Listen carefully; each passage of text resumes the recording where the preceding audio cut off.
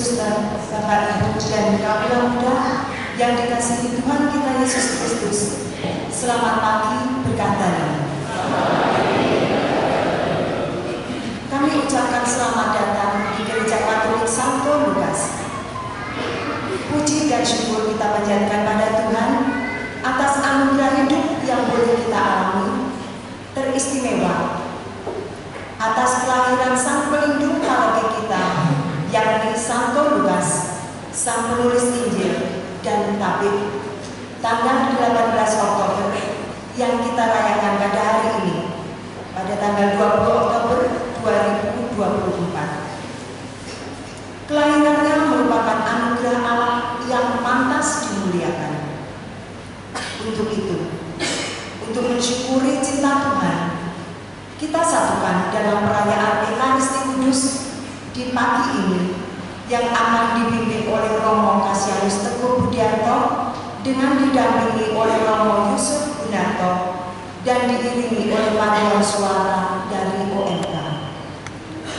Namun sebelumnya, demi ketertiban dan kelancaran acara, kami informasikan kepada Bapak, Ibu, dan kaum muda yang saat ini tengah membawa handphone untuk menonaktifkan handphone atau mengubah ke mode silent selama acara berlangsung.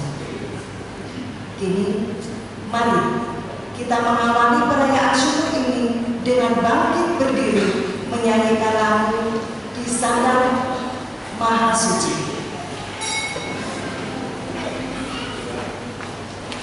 Di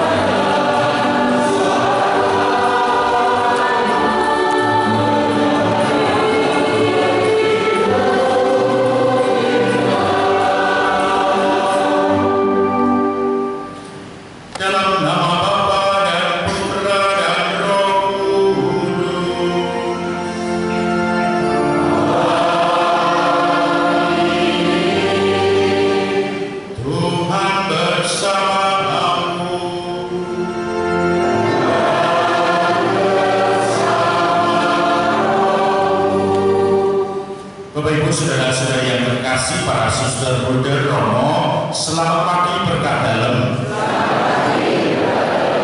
Horas, kita pagi ini merayakan pesta pelindung kita Santo Lukas Penginjil. Maka Bapak Ibu saudara-saudara yang terkasih, kita sudah disertai Santo Lukas sekian tahun karena menjadi pelindung gereja kita, paguyuban kita, gereja dalam keluarga-keluarga kita. Seorang tabib yang senantiasa memberi masukan, saran, perlindungan kepada orang-orang yang sedang sakit, tidak hanya sakit jasmani tapi juga sakit rohani. Dan rupanya Lukas ini juga merupakan tabib atau dokter pribadi Paulus sejak kunjungannya ke Makedonia, karena Lukas senantiasa menyertai Paulus. Bahkan ketika teman akrabnya Demas meninggalkan Paulus, akhirnya Lukas tetap setia. Saudara-saudara yang terkasih, kesetiaan Santo Lukas untuk mengobati setiap hati yang rindu kepada Tuhan, yaitu dengan Injilnya, dengan kisah para rasul, menjadikan sumber atau oase kehidupan. Dalam Ekaristi ini saudara-saudari, kita sampaikan doa-doa kita pribadi, intensi kita, sekaligus mohon ketenangan abadi di surga untuk jiwa Bapak almarhum Bapak Paulus Bayu Pranoto yang sudah dipanggil 2 tahun yang lalu, dan juga mohon doa untuk Bapak Florentinus Surati, 14 tahun telah dipanggil Tuhan. Kita juga berdoa saudara kita yang saat ini menanti untuk dimakamkan dan dikremasi, Ibu Yono dan Ibu dari Pak Sur, Maria Kureti Isti. Maka kita juga doakan semoga jiwa mereka diberi kedamaian. Mari kita memasuki Ekaristi ini, kita mohon ampun atas kekurangan dan dosa-dosa kita. Saya mengaku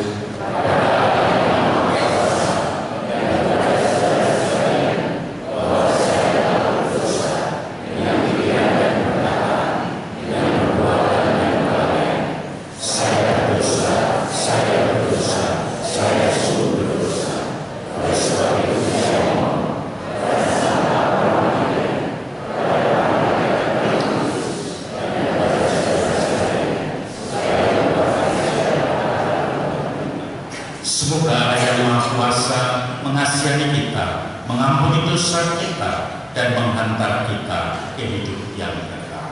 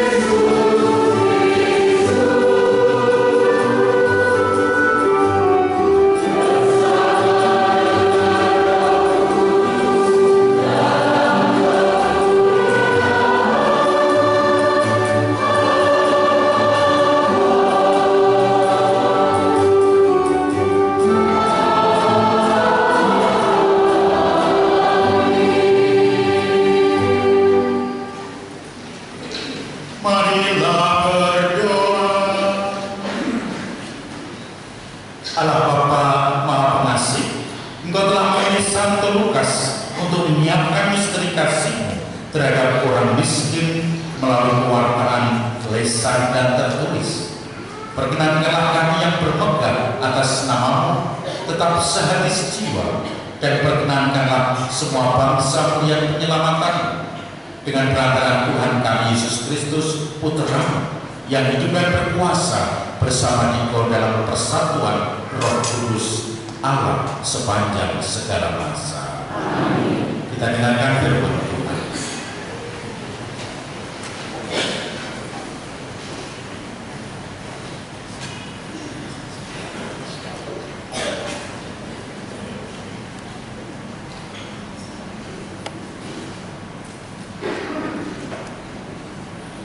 Bacaan dari kitab Yesaya. Tuhan berkehendak menemukan hamba-Nya dengan kesakitan. Tetapi, apabila Ia menyerahkan dirinya sebagai kurban sirih, Ia akan melihat keturunannya, umurnya akan lanjut, dan kehendak Tuhan akan terlaksana karena Dia. Sesudah kesusahan jiwanya, Ia akan melihat terang dan menjadi puas. Sebab Tuhan berfirman, hamba-Mu itu sebagai orang yang benar akan memenangkan banyak orang oleh hikmat-Nya, dan kejahatan mereka Dia pikul. Demikianlah sabda Tuhan.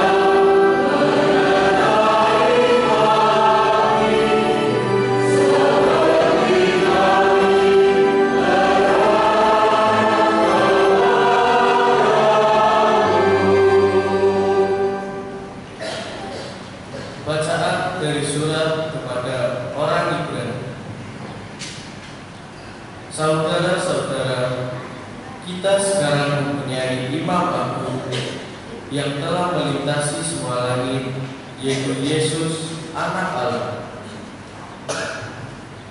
Maka baiklah kita teguh berpegang pada pengakuan iman kita. Sebab Imam Agung yang kita punya bukanlah Imam Agung yang tidak dapat turut merasakan kelemahan-kelemahan kita. Sebaliknya, Ia sama dengan kita. Ia telah mencobai, hanya saja kita berbuat dosa. Sebab itu, marilah kita mengambil takhta kerahiman Allah dengan penuh keberanian, supaya kita menerima rahmat dan menemukan kasih karunia untuk mendapatkan pertolongan pada waktunya. Demikianlah sabda Tuhan.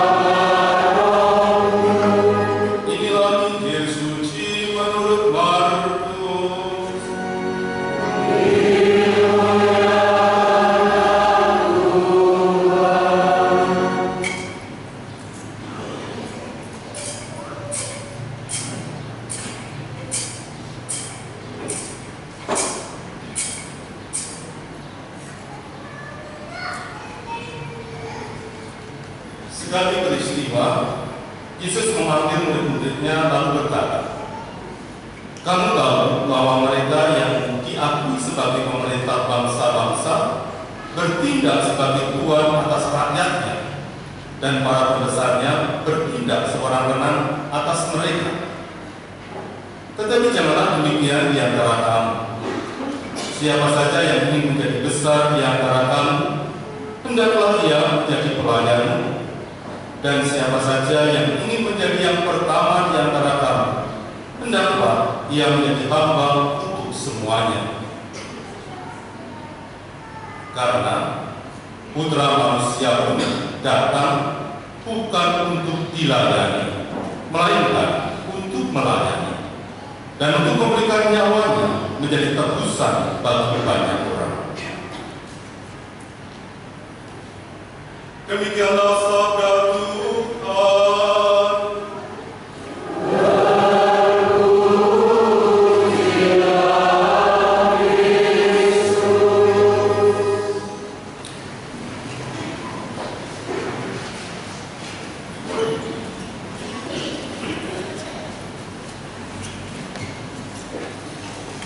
Bapak Ibu saudara-saudari yang terkasih, saudara Buddha Romo, selamat pagi berkah dalam.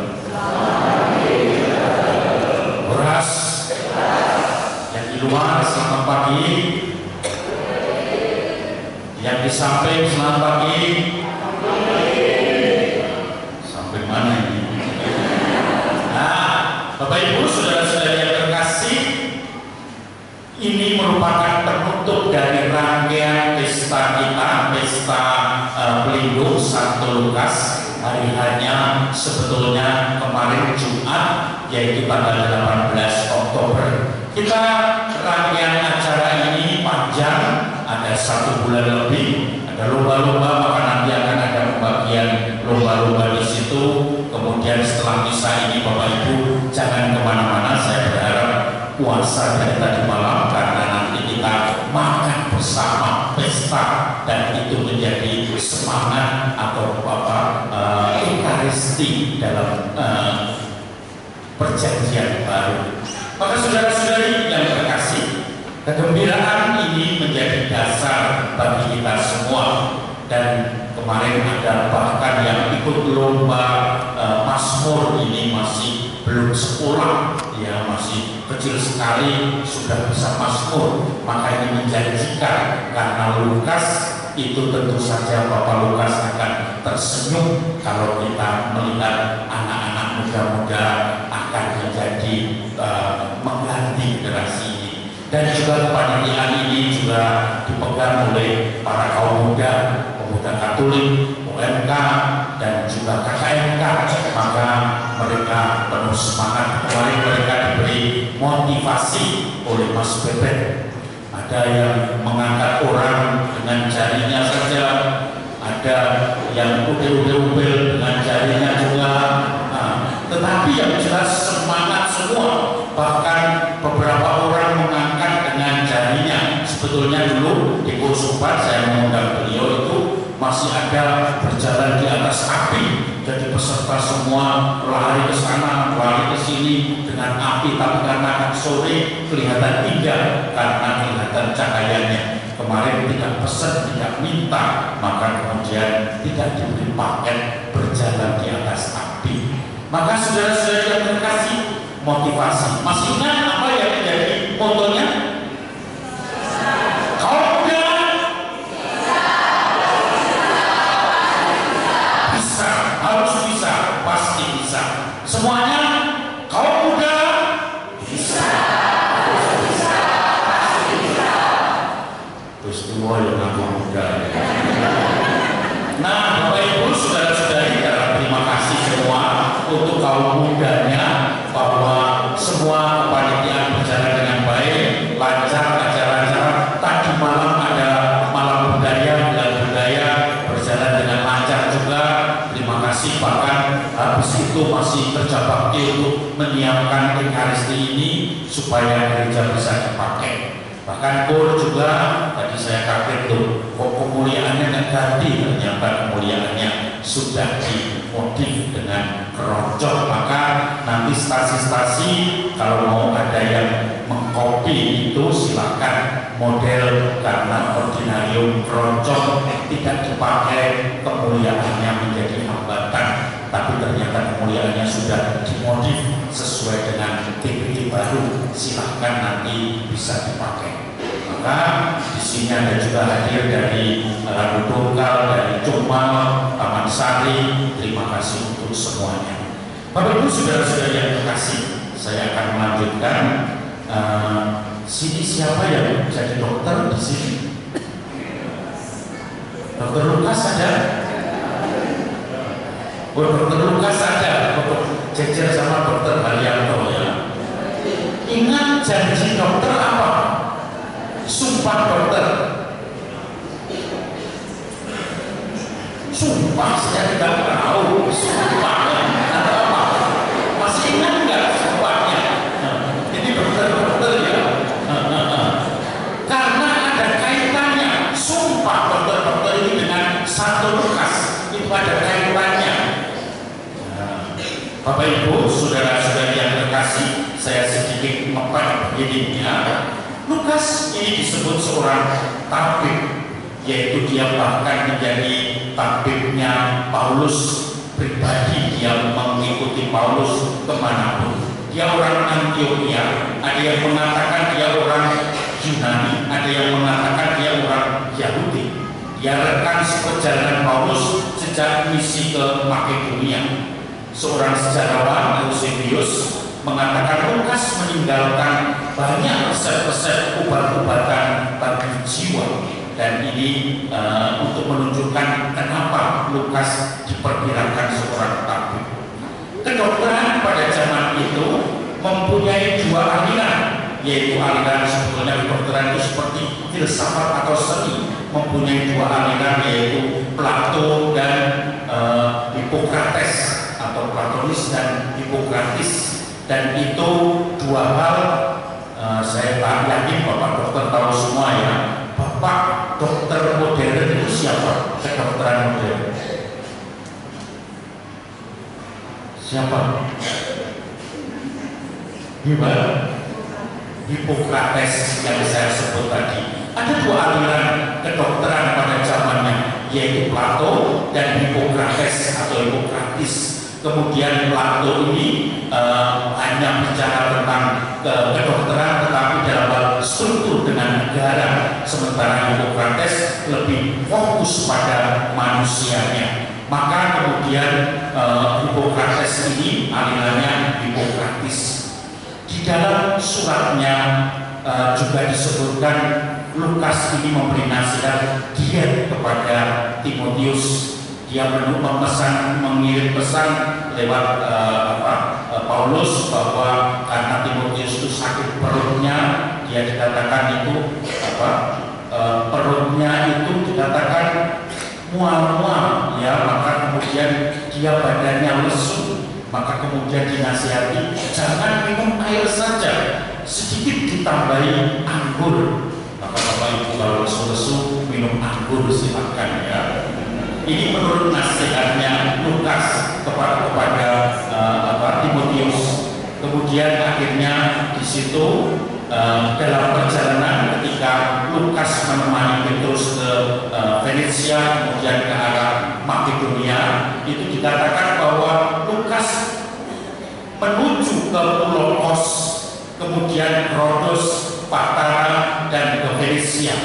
Bapak Ibu saudara-saudari yang terkasih, Pulau Kos itu ternyata pulau sarangnya asal usulnya kedokteran modern. Hippocrates itu tinggal di situ dan dia dipercaya oleh orang situ keturunan nabi kedokteran atau dewa kedokteran yang namanya dewa,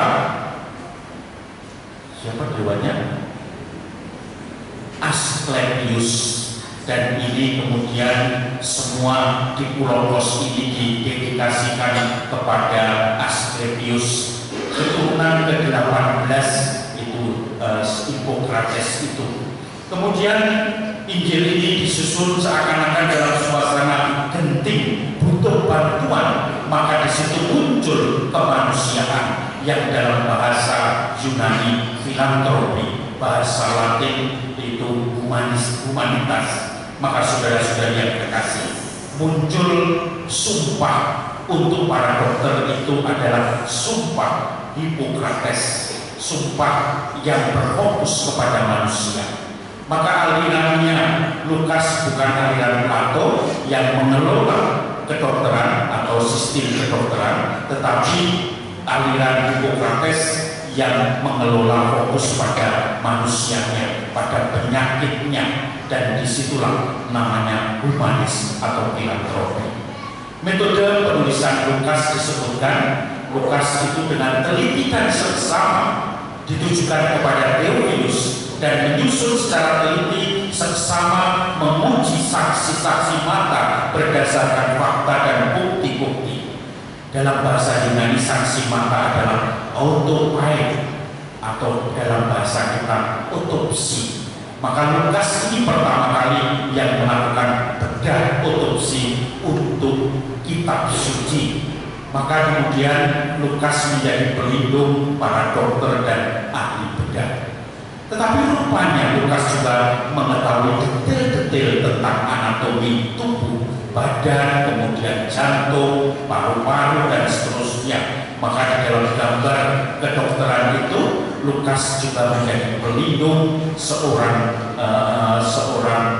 pemantau, dan sekaligus jika dia juga pelindung pelukis karena menguasai detail-detail organ manusia.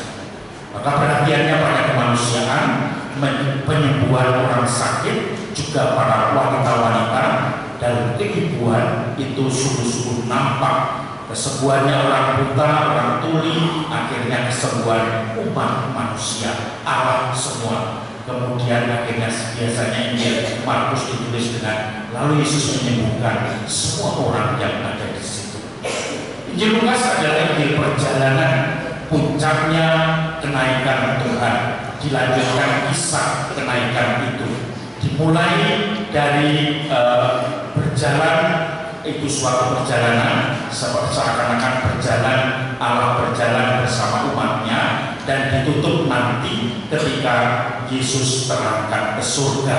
Fokusnya selalu terangkat ke surga, dan terangkat ke surga ini merupakan pergantian antara Injil Lukas yang bicara tentang perjalanan, kemudian akhirnya dilanjutkan dengan kisah para rasul yang keduanya ditulis oleh Lukas. Lukas juga seorang sejarawan dan teolog, maka metodenya adalah metode Hipokratik tadi, menekankan kemanusiaan Kristus sebagai puncak kepenuhan kemanusiaan di dalam sejarah. Maka puncak manusia yang sempurna adalah Kristus di dalam sejarah itu. Maka alurnya alur ganda, sentripetal dan sentrifugal, artinya dari Yerusalem kemudian dikumpulkan di Yerusalem, karena kita ingat ada sensus, banyak orang datang menuju ke Yerusalem untuk sensus, kemudian setelah itu menyebar lalu terkumpul lagi ketika Yesus terangkat ke surga. Tetapi juga ada sentrifugal, yaitu menyebar bagaimana kemudian akhirnya di ujung ke seluruh ujung-ujung bumi semuanya diutus, dan puncak kristologi itu adalah kenaikan Yesus sendiri. Ada yang menafsirkan Lukas ini orang Yahudi, orang non-Yahudi, karena dikatakan di dalam Injil dia digolongkan termasuk orang yang tidak bersunat.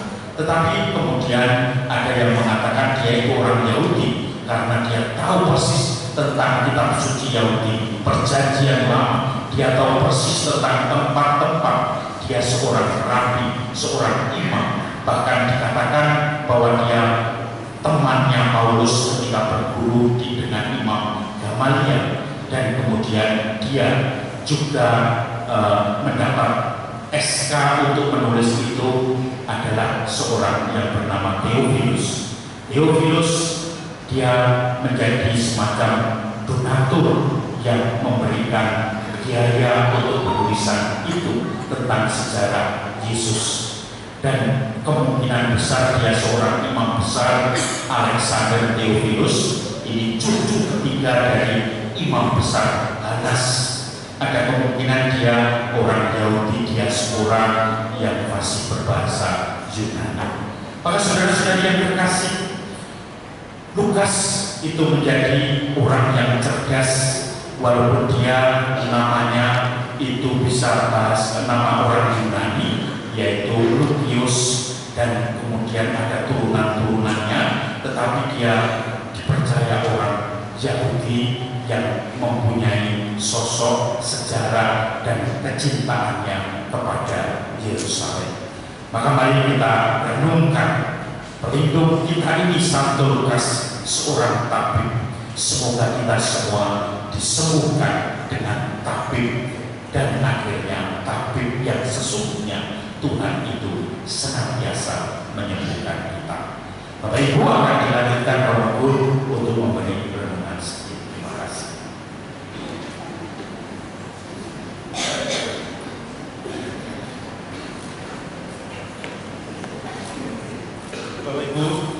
Bapak Ibu saudara sekalian yang terkasih, baik yang nampak maupun yang tidak nampak,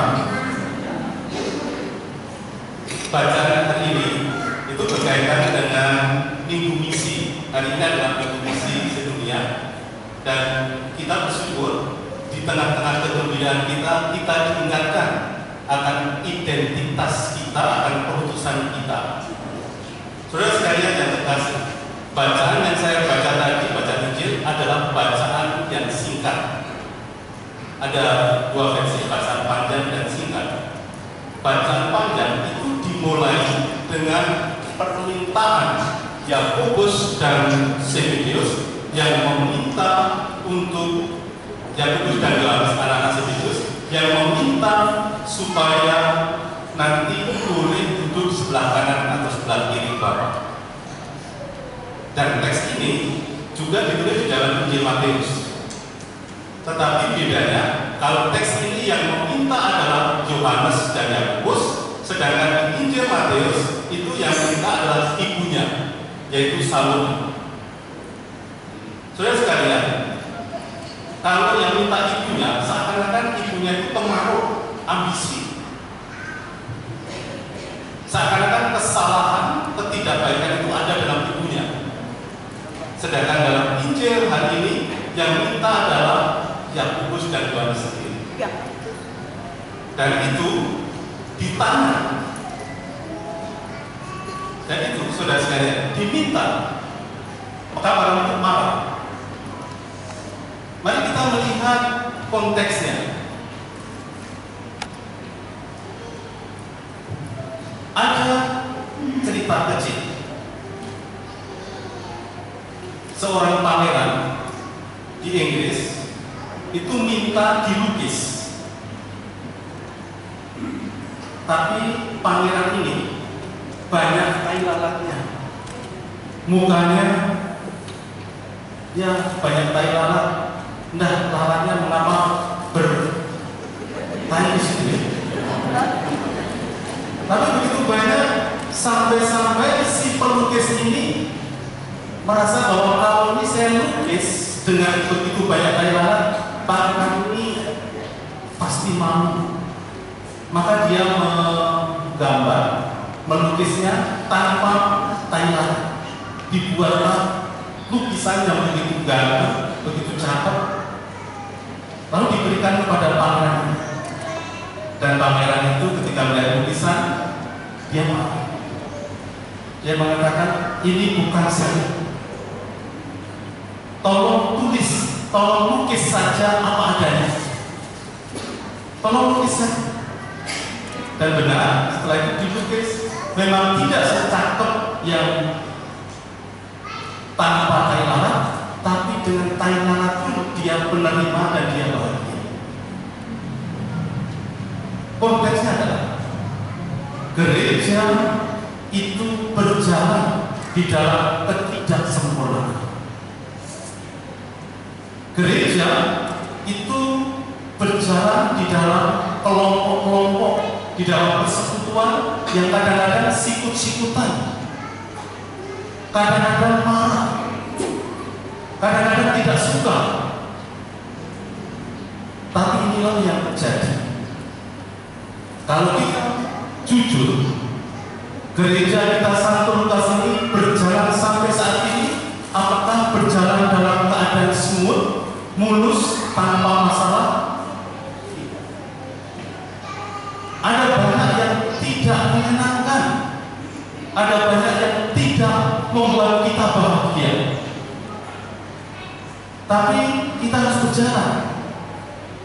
Dan pangeran tadi mengajari kita, jujurlah bahwa kita bukan orang yang sempurna, tapi kita dipanggil untuk berjalan membawa kabar sukacita dari Tuhan. Kita dipanggil untuk bermisi, untuk memberi kesaksian tentang kebaikan Allah. Saudara sekalian, inilah yang mau ditawarkan dalam Injil hari ini. Para murid yang lain marah karena dua orang tadi meminta untuk duduk di sisi kanan Yesus ketika Yesus dalam kemuliaan. Tetapi rasa iri itu juga ada di dalam diri kita masing-masing. Maka ketika kita merayakan pesta pelindung kita ini, kita diajak untuk merefleksikan perjalanan kita di tengah-tengah segala ketidaksempurnaan kita ini. Kita semua adalah orang yang mau belajar untuk menjadi baik, belajar untuk menjadi hebat, belajar untuk menemukan kemuliaan Tuhan. Dan kalau kita menyadari bahwa kita bukan orang yang sempurna, maka teman-teman kita adalah saudara kita yang tidak sempurna, yang harus berjalan bersama kita. Seorang filsuf Albert Camus mengatakan, jangan pernah berjalan di depanku. Mungkin saya tidak bisa mengikuti kamu, tapi juga jangan berjalan di belakangku, karena mungkin saya tidak bisa memimpin kamu. Tapi berjalanlah di sampingku, berjalanlah bersamaku, karena engkau adalah saudara. Saudara sekalian, paroki kita bisa bertumbuh, bisa bertahan sampai saat ini karena kita menempatkan satu sama lain sebagai saudara dan mau berjalan bersama. Semoga pesta pelindung ini mengingatkan kita, Lukas menyembuhkan jiwa, menyembuhkan badan, tetapi juga menyembuhkan kerohanian kita. Semoga nama Tuhan membantu kita semua. Amin. Saudara-saudari, mari kita berdiri, kita doakan iman kepercayaan kita. Aku percaya akan Allah,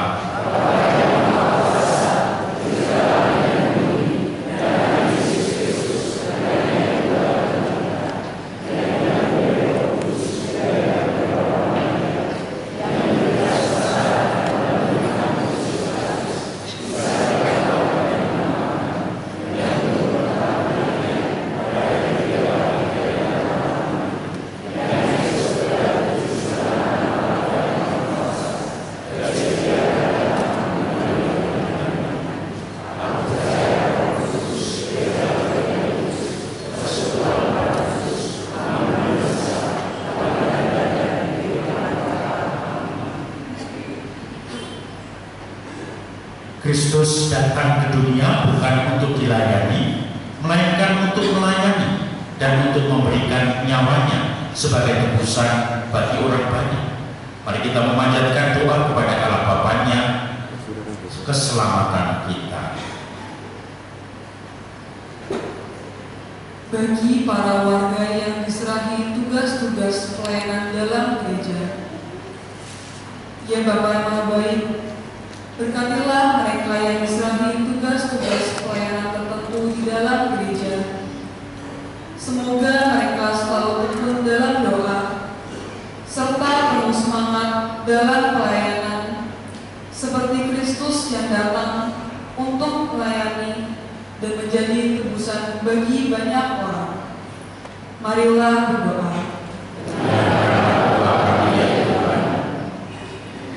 Bagi para biarawan dan biarawati kontemplatif, ya Bapa Maha Kasih, ajarilah kami untuk menghargai kehidupan para biarawan-biarawati kontemplatif yang penuh laku tobat dan doa, serta bersyukur atas kehadiran mereka yang menjadi berkat bagi kami. Marilah berdoa. Bagi semua orang yang sedang mencari Allah, ya Bapa Maha Bijaksana, semoga semua orang yang sedang mencari Allah tidak ragu-ragu untuk berwawancara dengan Dia melalui doa yang keluar dari lubuk hati dan melalui perjumpaan penuh kasih di antara kami. Marilah berdoa. Bagi kita semua yang berkumpul di sini, ya Bapa Maha Penyayang, ajarilah kami untuk berani melayani sesama kami seperti Kristus yang telah menyerahkan dirinya demi keselamatan kami. Marilah berdoa.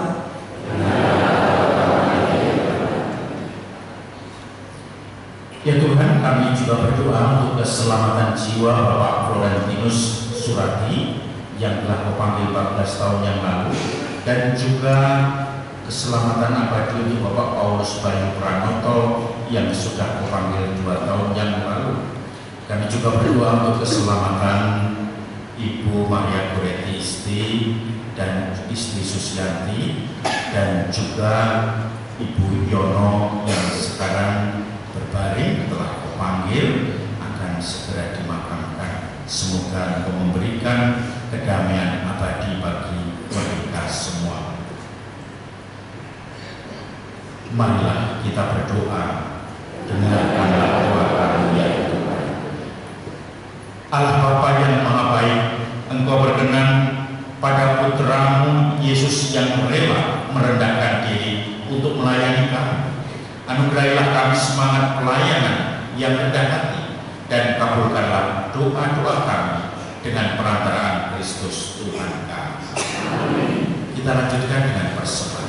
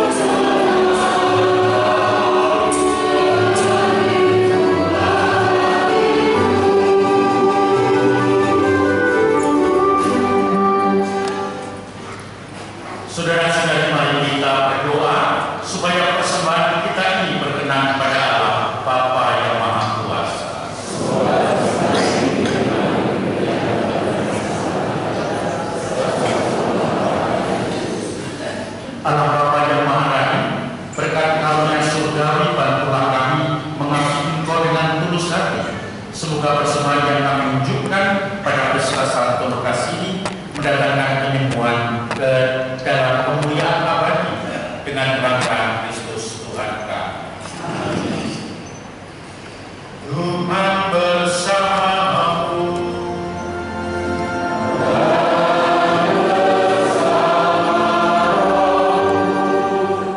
Marilah mengarahkan hati kepada Tuhan.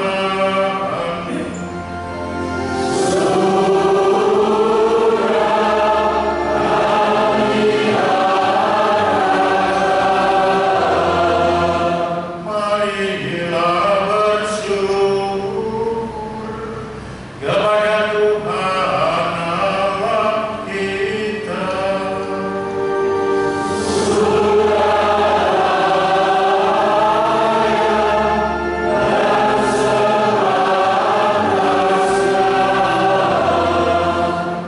Sungguh pantas dan benar, layak dan menyelamatkan bahwa kami selalu dan dimanapun bersyukur kepada Tuhan Bapa yang kudus, Allah yang Maha Kuasa dan kekal. Engkau Gembala abadi, tidak pernah meninggalkan kawanan, tetapi menjaganya dengan perlindungan yang terus-menerus melalui para rasul yang bahagia, agar mereka yang Engkau tetapkan sebagai Gembala mewakili putra terus memimpin kawanan itu. Maka bersama para malaikat dan malaikat agung, bersama singgasana dan kekuasaan dan laskar surgawi, kami melakukan kemuliaan bagimu dengan hati-hatinya bernyanyi.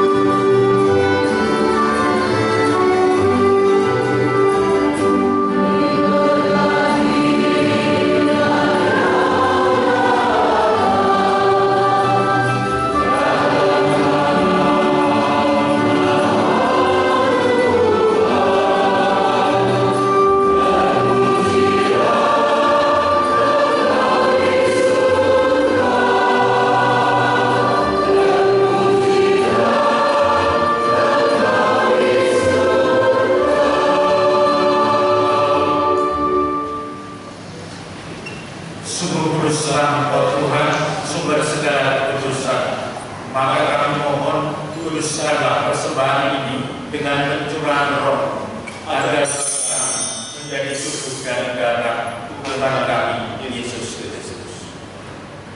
Ketika Dia diserahkan untuk menanggung sengsara dengan mereka, Ia mengambil roti dan sambil mengucap syukur, Dia memecah-mecahkan, lalu memberikannya pada murid-muridnya seraya berkata, "Terimalah dan makanlah kamu semua, inilah tubuhku yang diserahkan bagimu."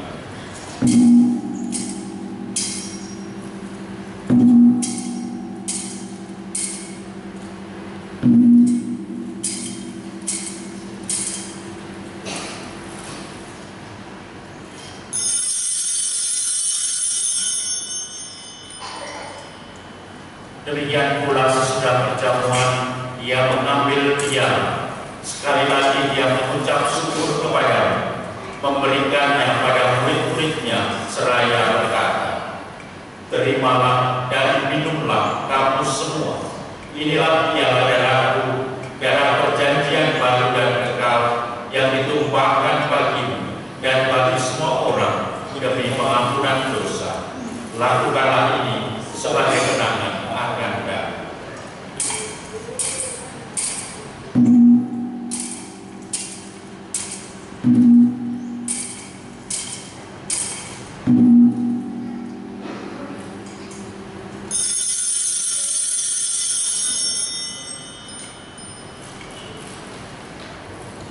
Agunglah misteri iman kita.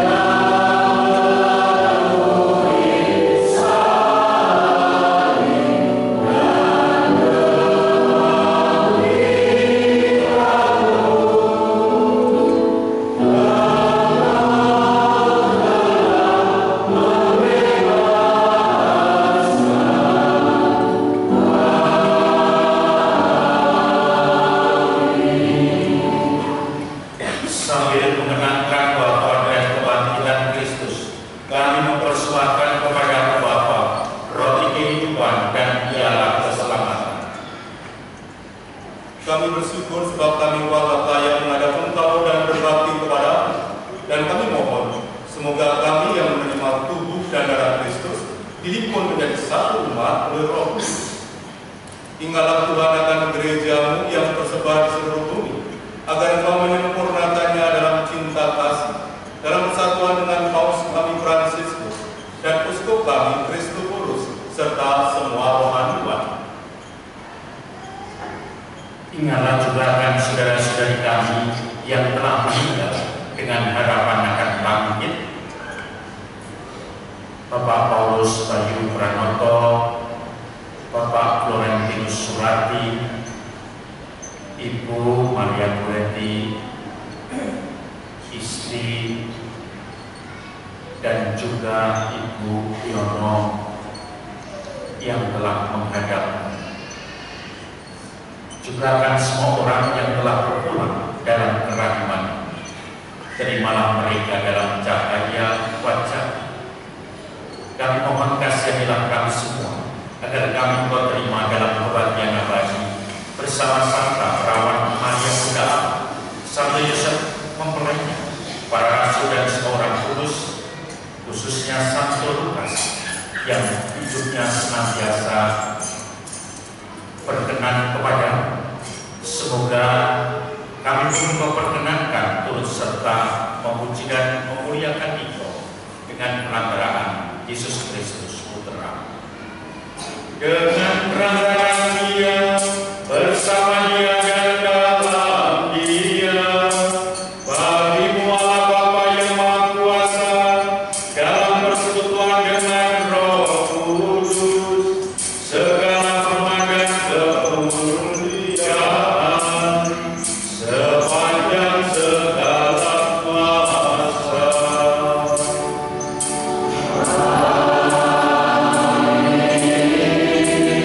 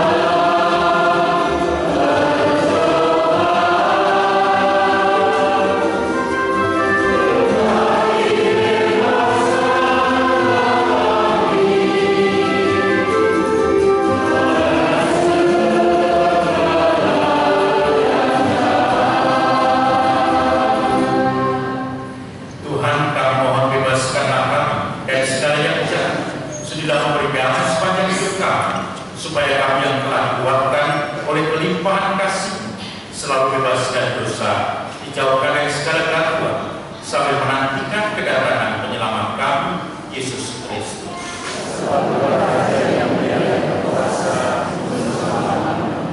Damai Tuhan bersamamu.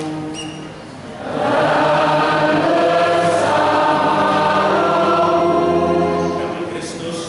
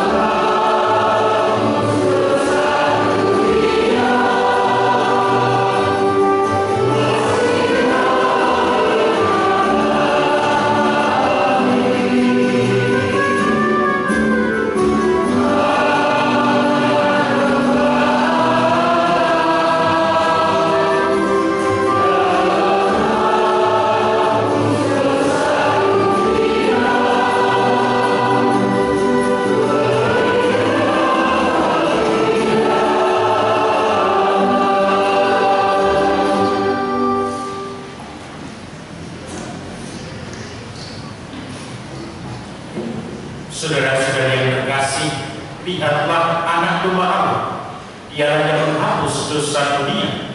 Berbahagialah kita semua yang diundang ke perjamuan anak domba.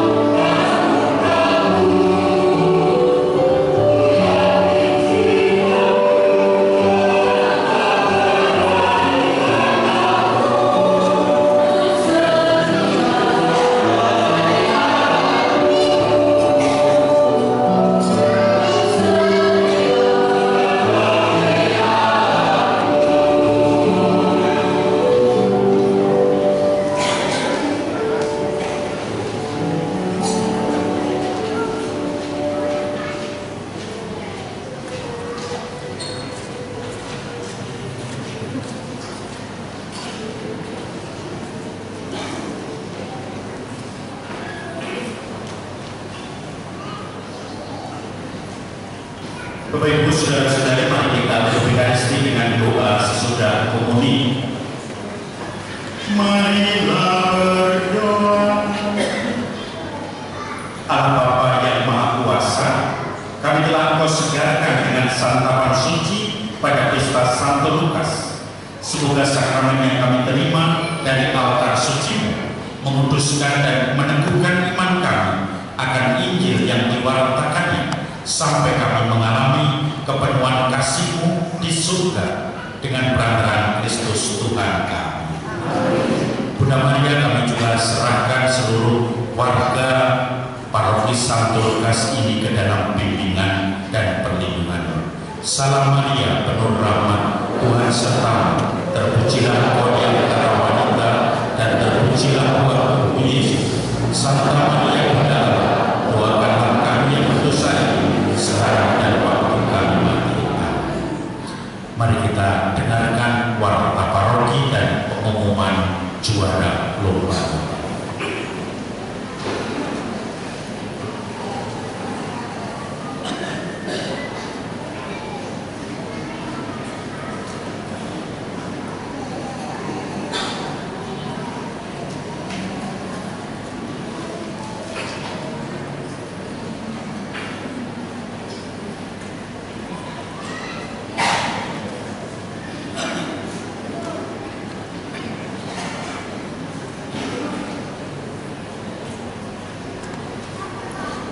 Pengumuman Minggu Biasa 29 Minggu 20 Oktober 2024. Pengumuman perkawinan.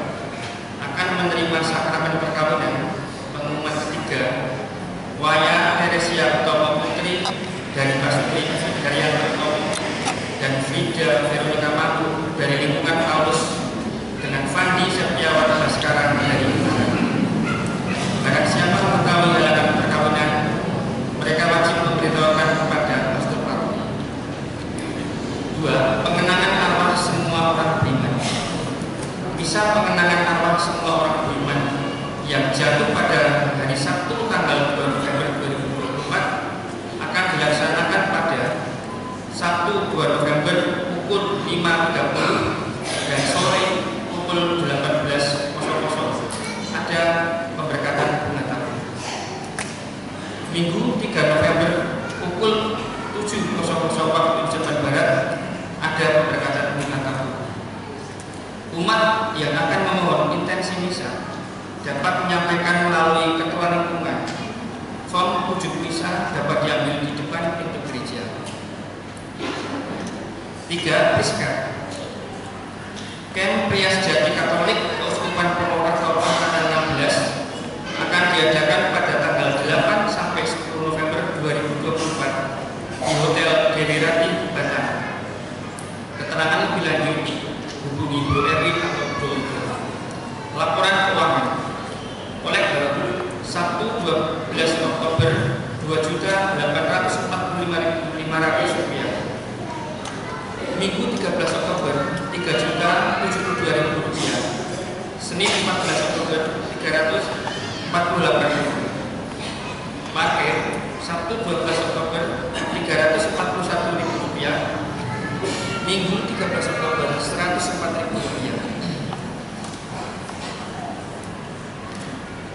Selamat pagi Romo, Buddha, Saudara, Bapak Ibu, saudara yang dikasih berkah dalam.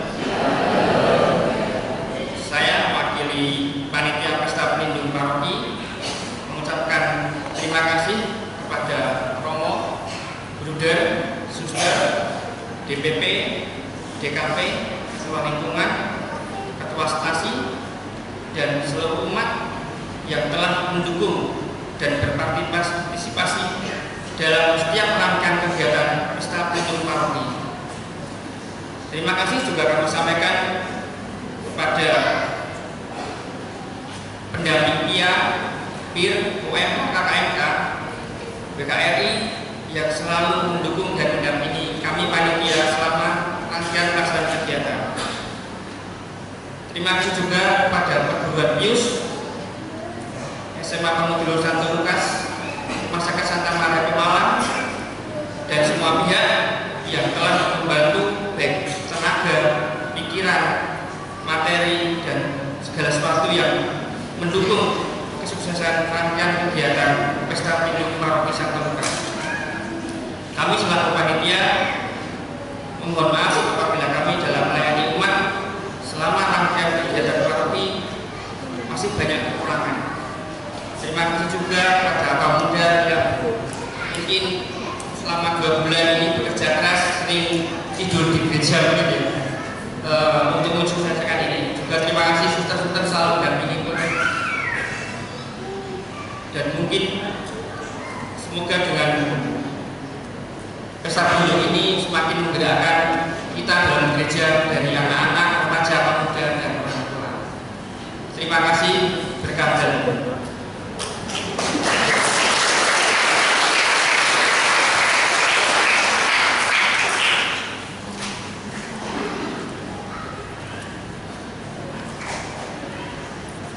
Baik, suster, Bapak Ibu dan rekan-rekan semua, tibalah saatnya kami akan membacakan hasil pengumuman lomba.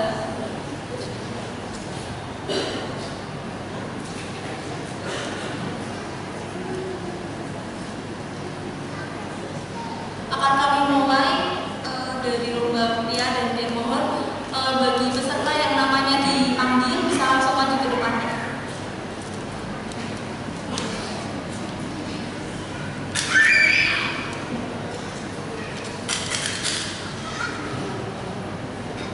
Lomba pertama membuat poster pir. Juara 3 diraih oleh Bernadetta Nuansa Kasih Mania.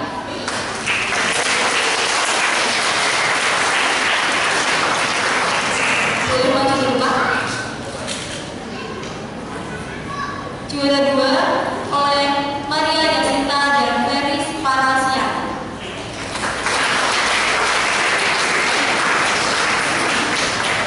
Dan juara pertama oleh Akila dan Angel.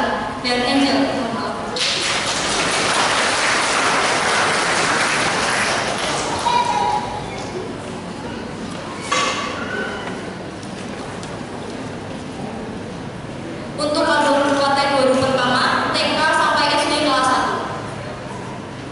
Juara 3 oleh Felicia Senja Ninanti, TKB.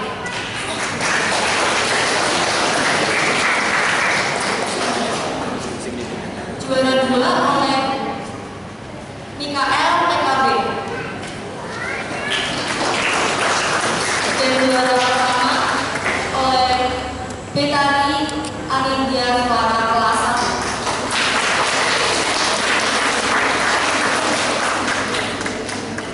Kemudian untuk juara harapan Angela kelas B dan Justin Tiana kelas B.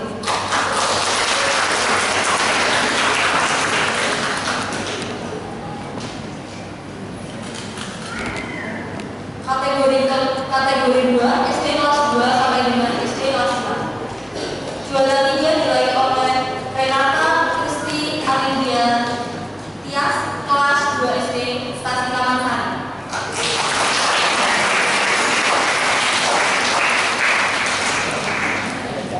Juara 2 oleh Gabriela Parisa Putri Santoso kelas 3.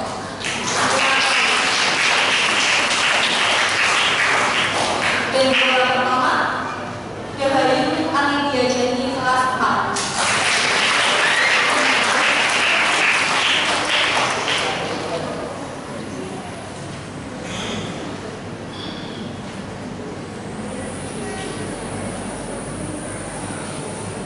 Selanjutnya kami mengundang dengan hormat untuk promo untuk memberikan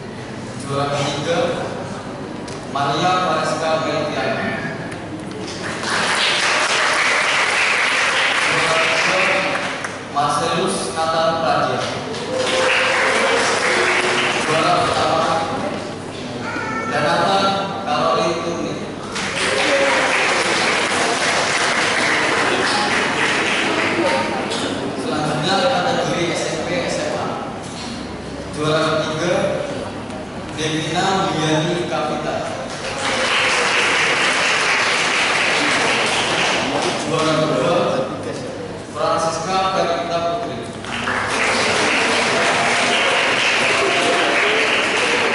Juara pertama Maria Silva Julia.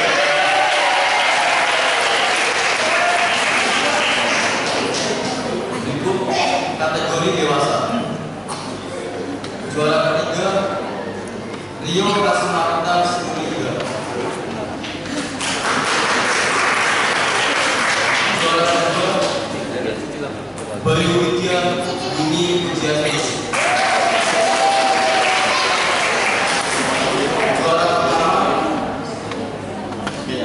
Yohana Inci.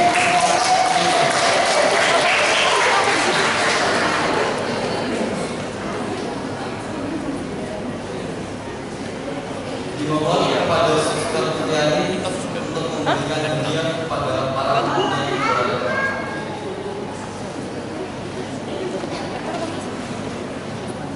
Oh, dapat lagi.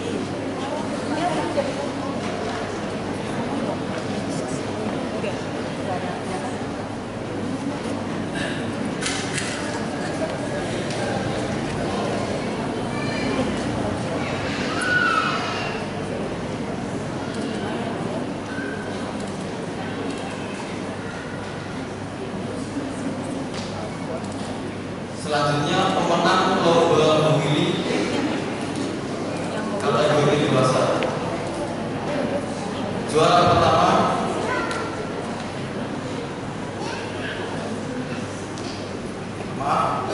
juara ketiga Bapak Eri Endrasmoko. Juara kedua Bapak Marjuni.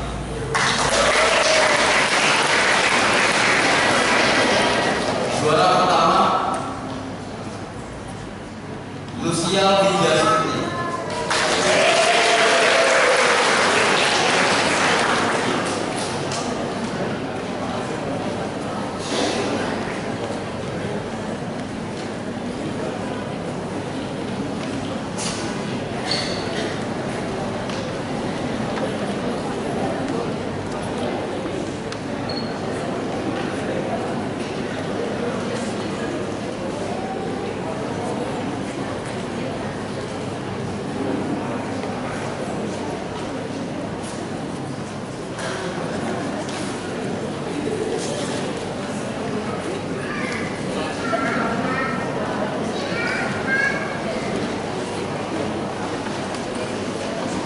Kami panggilkan ulang untuk pemenang lomba yang hadir kategori mewarnai dan melengkapi gambar.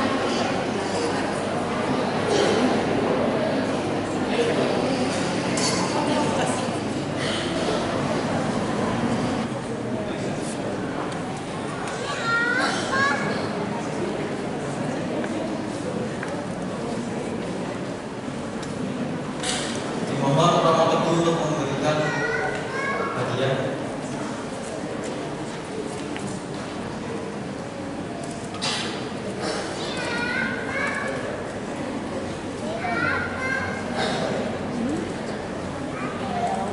Juara ketiga lomba mewarnai Felicia Sejati.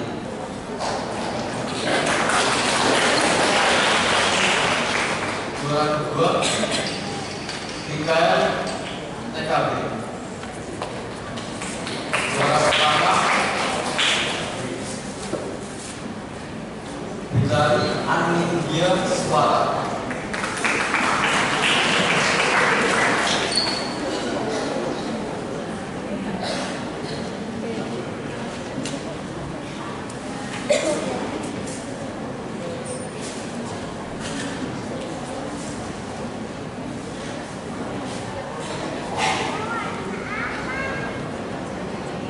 Mohon kepada untuk memberikan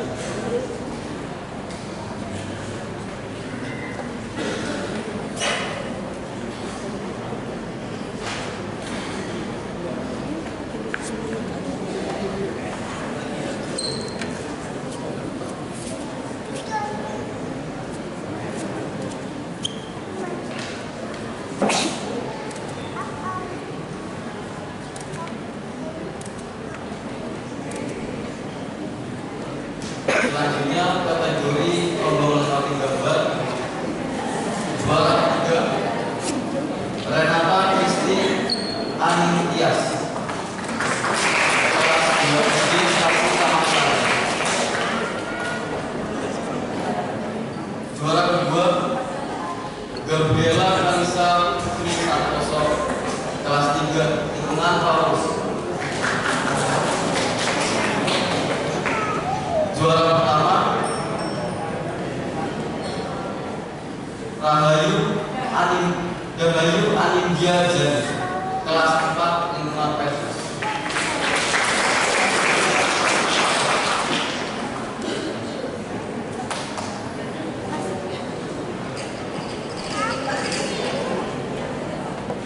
Mohon kepada orang pendukung untuk memberikan hadiah.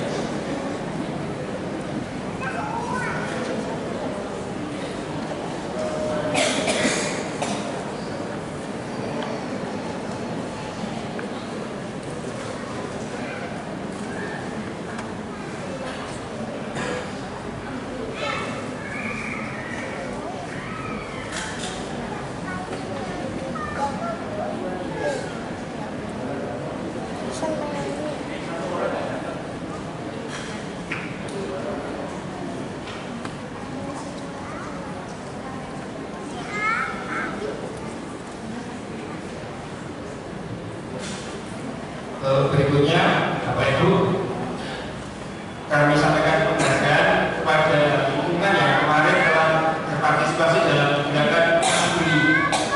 Pertama dari lingkungan Ignatius, kedua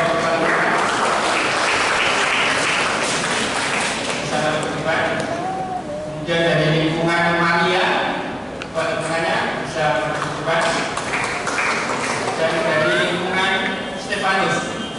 Terima kasih pada dua ketiga rumah yang sudah berpartisipasi dalam gerakan peduli. Monggo kepala yang mampir bisa masuk ke depan. Lingkungan Ignatius, lingkungan Maria, dan lingkungan Stefanus. Bapak Ibu, monggo ada yang mewakili.